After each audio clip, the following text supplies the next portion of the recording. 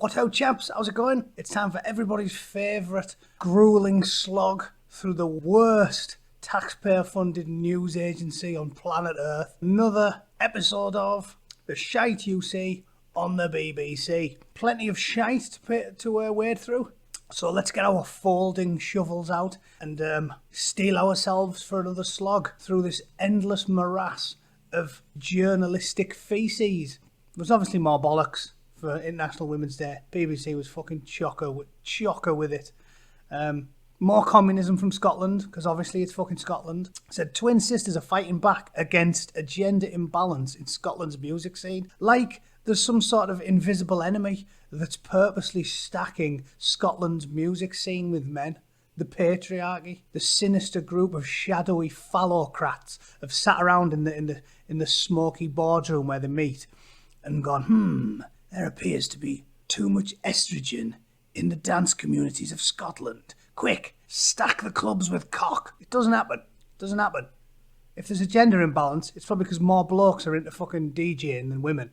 When I was a kid, loads of lads were into it. Playing around with the decks on a weekend, because lads are into dance music. Maybe that's why there's a gender imbalance. Who fucking cares? Can women become a DJ if they want? Yes. Do women become DJs? Yes, plenty of them. Do we need to have equality? Gender imbalance? Who cares if there's a gender imbalance? Nobody talks about the gender imbalance in bricklaying or plumbing, because them jobs are shit. But being a top superstar millionaire DJ and flying to fucking Ibiza, that's a good job. So they want to talk about the gender imbalance there. I'll be interested when they start talking about the gender imbalance in fucking dog shit wardens or bin men. They don't talk about the gender imbalance in Scotland's bin man scene, do they? Och, there's not enough bin women. We need more bin women picking up shite all fucking day. You don't hear that. They don't care. They don't care about the gender imbalance in bin women. They don't care about the gender imbalance in roofers or scaffolders. The poor cunts who are carrying fucking steel around an oil platform all week, living in fucking shit for a fortnight off the coast of Aberdeen. It's the shittest job ever. You don't see the whinging about that? No. Just the fucking music scene. Frankie and Giuseppe play gigs across the UK as part of their DJ violin duo Kintra.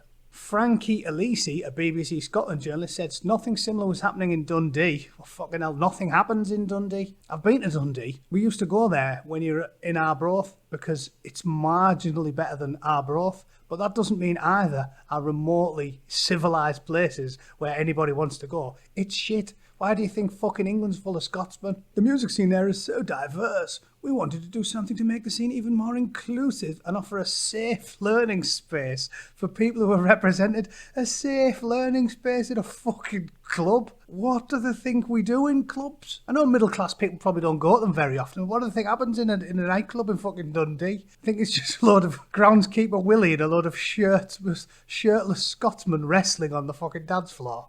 Fuck me. Yeah, as always, they're obsessed with gender imbalances in all the best jobs where it's not really a job. Most people DJ for a hobby, don't they? That's not working. Carrying bricks in the rain is working. And the fuckers never complain about that. Load of fucking shite. This I talked about in my last video regarding the young woman who said that, okay, British taxpayers, you might have paid to get me tits lopped off and turn me into a man at my demanding, and you have to pay for it, and then a few years down the line complain and say, well, what you doing, you shouldn't have done that. Now I want money to make up for it, that surgery that you paid for. Now I want money to make up for the surgery that you paid for, to make me feel better. That's what the money's for. Oh yeah, and you have to pay to glue me tits back on. Remember that one? Well, apparently this creepy fucking woman says that gender transitioning saves lives, and only a small number of people regret it. So, of course we should keep mutilating kids. Perfectly reasonable, right? And when young people get into the service, there is then a process that they go through that takes a minimum of a year before any kind of medical intervention is even considered. And so what we see is actually lots of distress and very, very distressed young people and their families trying to support them whilst they're waiting to even access medical intervention. And then when they go through that process, the process is very detailed. They get a lot of information about both the benefits and the pitfalls and the projected outcomes of what any kind of medication would give them. So they make informed consent. And that underpins the NHS service in terms of that they make informed consent. Just so you're all aware, I was going to say we'll leave the BBC for somewhere more respectable, but sadly we're at the fucking Guardian website, which is probably the only other website that's full of almost as much shit as the BBC. But point is, just so you're aware, that creepy woman is Susie Green, and Susie Green took her child to Thailand to get the cock lopped off when it was still legal. It's even been banned in Thailand now. But Susie Green basically mutilated her transgender daughter, who was just a kid at the time. She's got a dog in this hunt. That's why she's so desperate to say that there's only a few kids. She took her own son as a child to Thailand to get a surgery to have them castrated. That's what Susie Green did. So she's got a dog in this hunt. But the idea that only a few young people end up regretting being fucking butchered means that we should just crack on doing it is fucking madness. And again, I'm not anti-LGBT. I don't think I am. I never have been. I don't care what other people get up to. But I'll stick up for children. To me, like I said in my last video, if you want to do it at the age of 21, do what you fucking like. But we need to have a conversation about this. To be mutilating fucking 14-year-old kids is really, really fucked up. And I can't believe that people are so certain that this is the right course of action. No, there's no doubt in their mind at all. It's not. They're fucking little kids. Leave it till they're adults to make their own fucking decisions if that's what they want to do.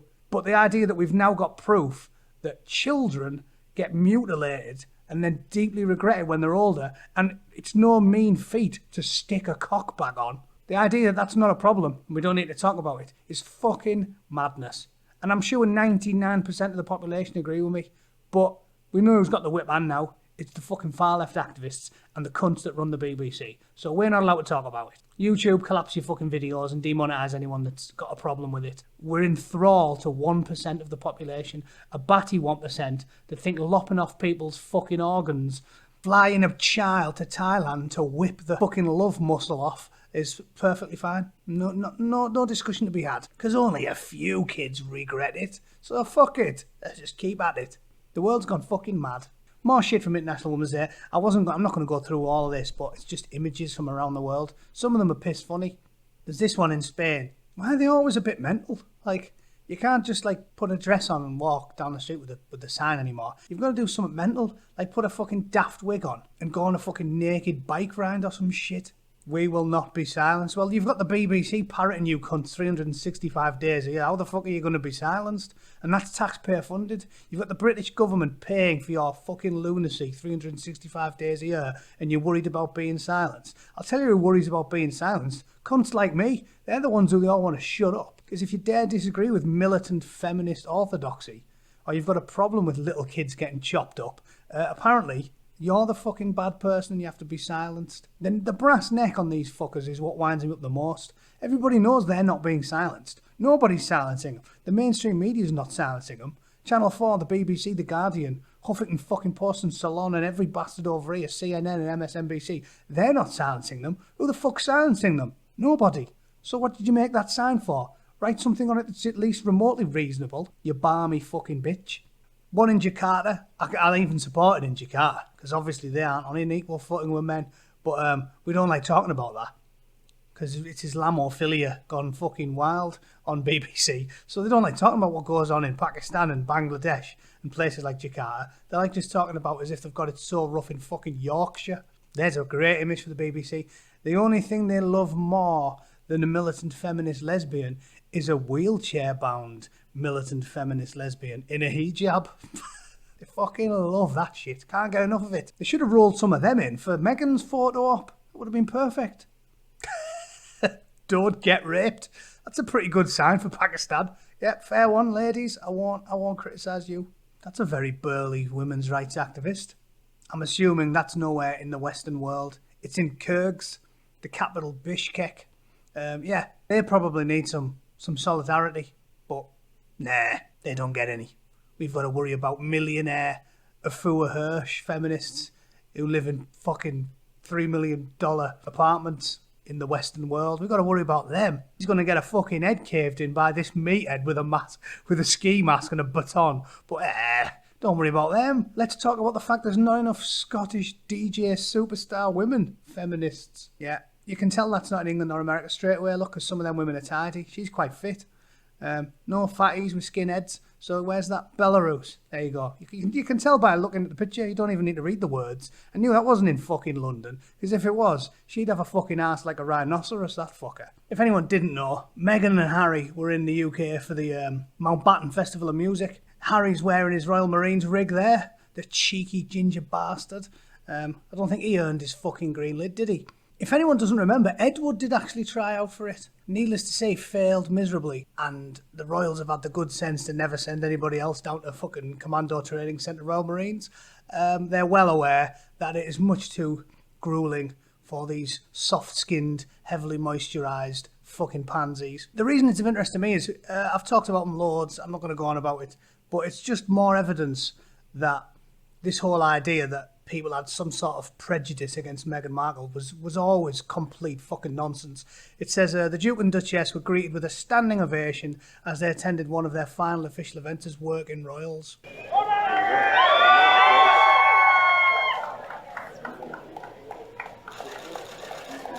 You're meeting some of the people responsible for Andy. Fucking hell, I know both of them lads. Dave and Andy. Knew them both at 40 Commando. And they've got a handshake off the Ginger Prince. Well done, boys. Really good to see you.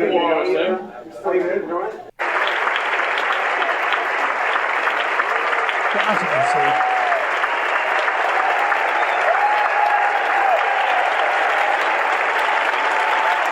Yeah, does that look or sound like a racist, bigoted group of foaming xenophobes? No.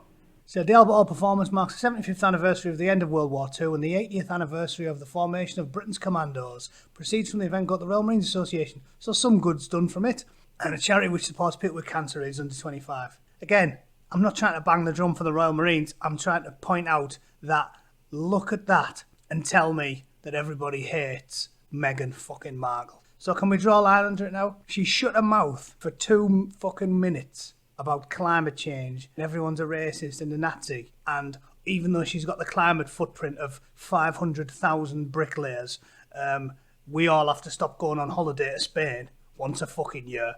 She shut her mouth up about that, and all of a sudden everyone's fucking frigging her off straight away. They're loving her again. So let's draw a line under it, shall we? Stop talking about it. As soon as she shut her fucking yap, everyone's sucking her off again. So let's just stop talking about it. Nobody's a Nazi. Nobody's a xenophobe.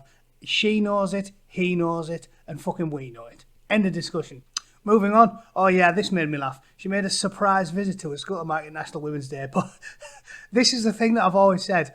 The social justice activists are obviously more racist than normal working class people. Because first of all, normal working class people live in these communities where they've got people from all over the place, so they don't give a fuck. You got the pub with the bloke who you work with, you know, driving a truck. He works for the same company and he's Polish or he's Romanian. Or you go to a school like I do and there's a couple of Nigerian kids there who moved over when they were teenagers, and nobody fucking cares. You rub along, you play football together, you smoke behind the bike sheds and you go out thieving and you do whatever it is that scruffy working class people do.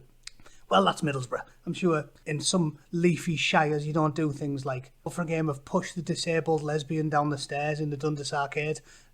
Probably don't play that in Cornwall. That's more of a Middlesbrough thing. But you get the idea. You hang out together. This made me laugh because it clearly looks like she's purposely sat down at a table and went, find me the blackest school in fucking London, because look at the crowd there. Doing the Women's Day hand signal, whatever the fuck that is.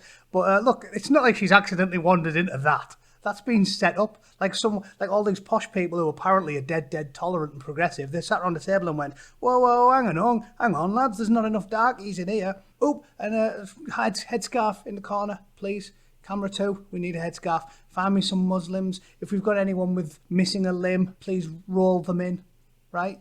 They're obviously obsessed with this shit. The rest of us, we don't care. But it's all they fucking see. Yeah, more coverage. There's too much coverage. So let's stop there. And finally, Noughts and Crosses, why the new TV series felt vital.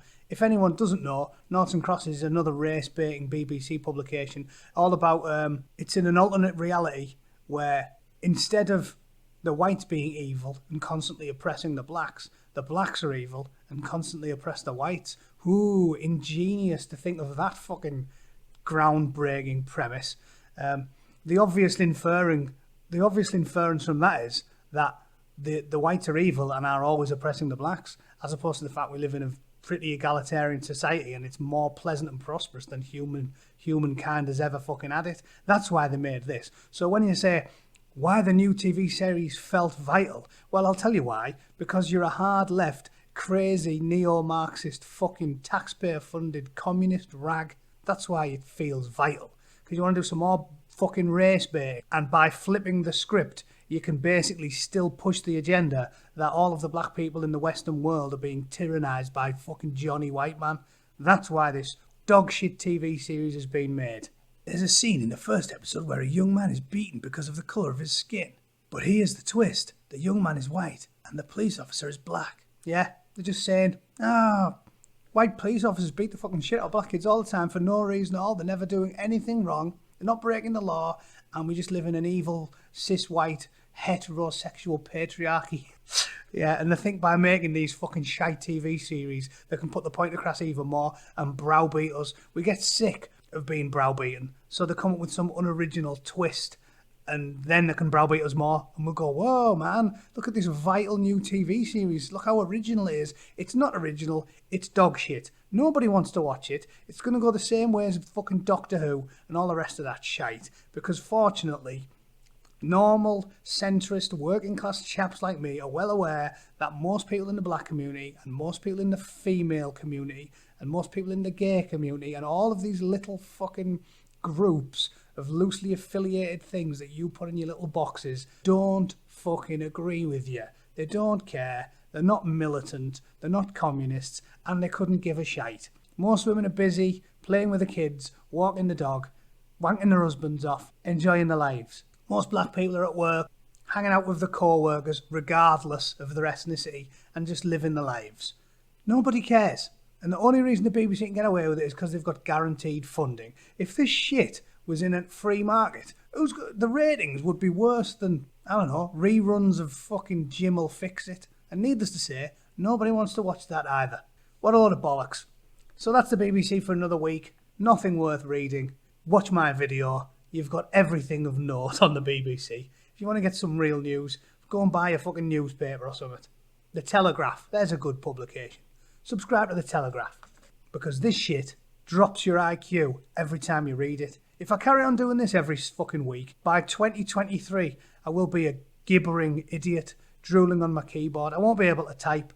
If I try to type a document, it will just look like someone put a hamster in a shoebox and then upended it on my keyboard. That's what I'll be able to come up with in 3 or 4 years' time if I'm forced to read this fucking drivel every week.